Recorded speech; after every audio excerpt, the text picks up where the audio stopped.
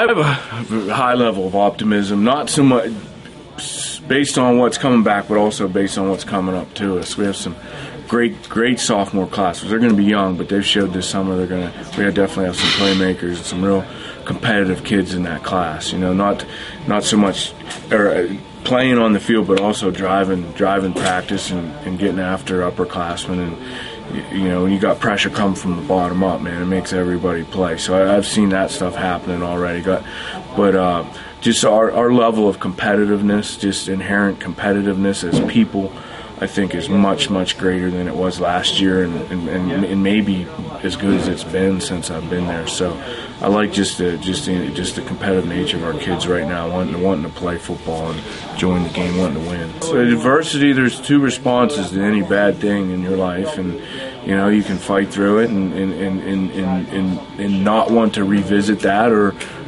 it becomes a habit and you can't get out of it. You know, and I see our kids through, you know, from December till now, 5-6 months. I see them responding the way that I want them to respond. John Armburst, who was a sophomore last year, made some great plays. First few games and broke his hand in mid-season. And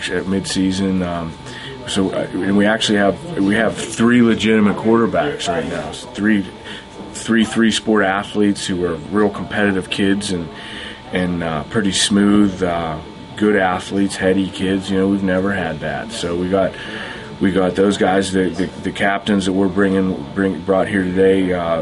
Anthony Huber is going to be a stud for us, and then another guy, Mike Little, his name's off the charts. He hurt his knee week 3 last year and was out for the season, but had 2 monster games at cornerback and wide receiver.